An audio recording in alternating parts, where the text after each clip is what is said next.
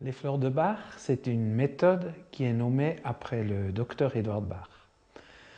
De expliquer ce que sont les fleurs, ça risque d'être un petit peu abstrait. Par contre, la vie ou les intentions du docteur Bach sont quelque chose de très très clair. Donc lui-même vécu au changement du 19e au 20e siècle, et qu'en 1930, en fait, il a développé ce système sur la base de son expérience comme chirurgien et comme bactériologue. Comme bactériologue, en fait, il a vu qu'il y avait une relation étroite entre des bactéries prédominantes pathogènes et le caractère de ces personnes.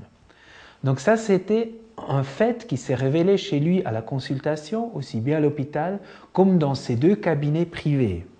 Vu que Dr Bach était un médecin appliqué d'une façon très très scientifique, la méthode qu'on voit aujourd'hui, qui est une méthode très très subtile, mais on voit qu'il y a une liaison scientifique tangible.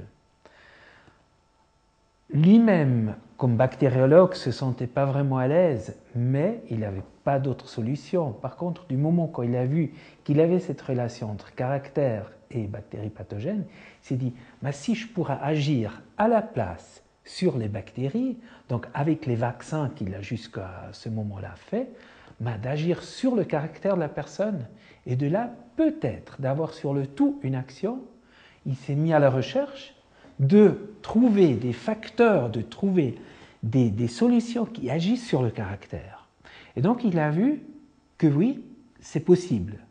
Donc il a vu ça avec une première plante, et que de là il s'est dit, je vais essayer ou je vais trouver un système qui agit sur les différents aspects de caractère.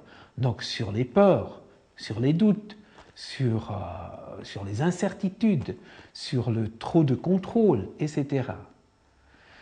Donc, il a décidé de quitter aussi bien ses deux places à l'hôpital, ses deux cabinets et son laboratoire de recherche, et il s'est mis retiré à la campagne et qu'il a recherché à la base 12 fleurs avec 12 caractères très très précis. Donc, une voulait avoir le caractère qui ne peut pas dire non, une voulait couvrir le doute qu'on a en soi, est-ce qu'on a bien senti la chose. Une autre voulait couvrir une structure d'être trop préoccupé de les autres. Donc ça, c'était Chicory. Et donc, en premier été, il a trouvé quelques fleurs, il les a pu en hiver appliquer chez des patients qui l'ont retrouvé à la campagne et qu'il a vu que ça fonctionne. Alors, comment Dr Bach il a fait ses extraits des fleurs? Donc, il a cherché une source d'eau pure, et qu'il a pris avec lui à l'extérieur, à l'endroit où les plantes ils poussent à l'état sauvage.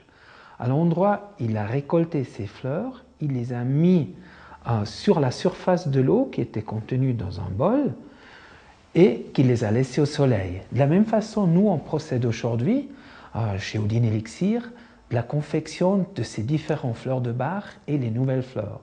Donc, on part avec un litre d'eau de source pure, on a des bols en cristal de roche coulée, et on pose ces fleurs sur la surface de l'eau où il reste entre 3 et 7 heures. Et on pourra s'imaginer que c'est le soleil qui fait une sorte de photographie dans l'eau, et l'eau, elle retienne tout le contenu, tout aspect imaginaire de cette fleur. Elle ne retiendra pas des substances de la fleur. Donc, après le processus, ces fleurs sont enlevées de la surface, et cette eau-là, la même quantité d'un cognac biologique qui sert à la conservation de cette essence de base. Et cette essence de base, dans un deuxième pas, est encore une fois diluée et qui donne naissance à des flacons stock ou des concentrés avec lesquels on procède après à des différents mélanges individuels ou à des mélanges fixes qui sont là pour y traiter ou aider dans des cas des problèmes du féminin, du bas-ventre, dans des cas des enfants qui ont peur, qui ont problème avec les examens, ou encore dans des cas de grand stress ou de petit stress. Pour l'application de ces fleurs de Bach et des essences florales, je dirais les partager ou les voir sous deux groupes. Le premier groupe, ça sera le groupe où on traite, où on analyse les situations psychologiques, la situation émotionnelle. Donc, a priori, il n'y a pas de maladie, mais on regarde, est-ce que j'ai des peurs? Est-ce qu'il y a un problème de doute dans ma vie? Est-ce que je ne peux pas me décider? Est-ce que je suis trop possessif? Est-ce que j'ai des traits comme ça? Ou est-ce qu'il y a quelqu'un qui me demande pour lui aider dans des situations comme ça? Alors quand il y a des peurs, on distingue plusieurs différentes peurs et on fait le mélange de ces différentes fleurs correspondantes. Ça, c'est comme la première étape. Maintenant, si ces peurs ont pris racine dans le corps physique, ça c'est peu que c'est devenu une maladie. Une maladie comme un tumeur, une maladie où ma digestion ne fonctionne plus du tout juste, où j'ai la peine à respirer, où j'ai des problèmes de peau, où j'ai des problèmes de sommeil. Donc là, elle est devenue une expression physique de ce qu'elle était avant dans mon caractère. Mais donc, je ne m'attendrai pas trop à l'image physique, je regarderai toujours qu'est-ce que c'est le caractère de la personne, j'essaie de trouver les fleurs, les structures psychologiques correspondantes, et je ferai le mélange en correspondance. Donc, ce mélange agira à travers de ces fleurs sur notre constitution énergétique, sur nos émotions, et de là, il agira sur le corps. Ces fleurs en soi n'auront aucune action directe sur le corps. C'est des impulsions purement subtiles. Mais à travers du système énergétique, c'est là que j'aurai l'action après sur le corps physique.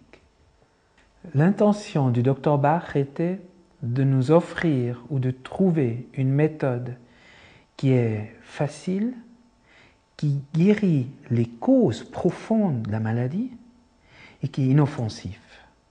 Et dans le résumé, il disait qu'en fait, en se unir en divin, tout est possible.